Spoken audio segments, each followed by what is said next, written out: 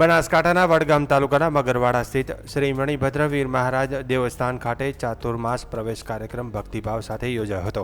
કાર્યક્રમમાં ભાજપના પ્રદેશ પ્રમુખ જગદીશ વિશ્વકર્મા, રાજ્યના મંત્રી પ્રવીણભાઈ માળી, સ્થાનિક ધારાસભ્યો અને ભાજપના આગેવાનો ઉપસ્થિત રહ્યા હતા।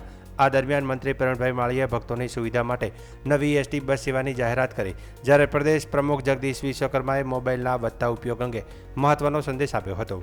વડગામના મગરવાડા તીર્થધામ ખાતે ચતુર્થ માસ પ્રસંગે મોટી સંખ્યામાં ભક્તો ઉમટી પડ્યા હતા। શ્રી મણિભદ્રવીર મહારાજ દેવસ્થાન ખાતે યોજાયેલા ધાર્મિક કાર્યક્રમમાં ભાજપ પ્રદેશ પ્રમુખ જગદીશ વિશ્વકર્મા, રાજ્યના મંત્રી પ્રવીણભાઈ માળી તેમજ સ્થાનિક ધારાસભ્યો અને ભાજપના આગેવાનો હાજર રહ્યા હતા।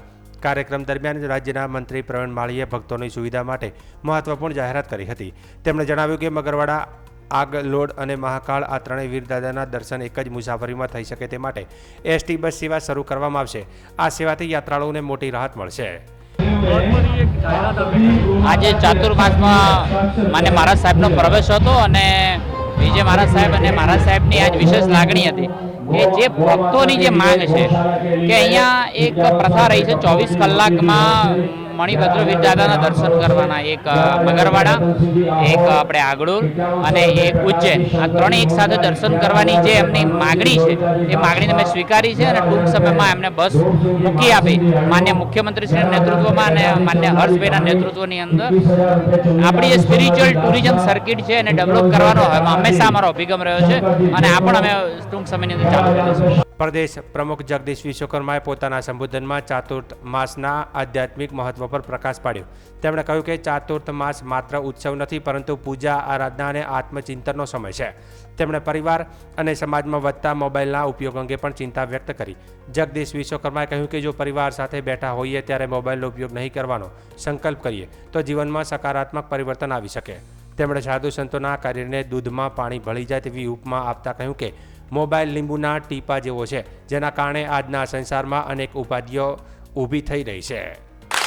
અહીંયા જેટલા પણ લોકો બેઠા છે, હું ચોક્કસ કહીશ મારા સાહેબ કે બધાના જીવનની અંદર અત્યારે પતિ પત્ની હોય, મા બાપ હોય, દીકરો કે દીકરી હોય કે બે ભાઈ બહેન હોય, બધાના વચ્ચે આ લીંબુ જેવું ટીપું એટલે મોબાઈલ આવીને પડ્યો છે અને એના કારણે તમામના સંસાર જીવનની અંદર ખૂબ મોટી વ્યાધિ આદિ ઉપાધિ થઈ છે।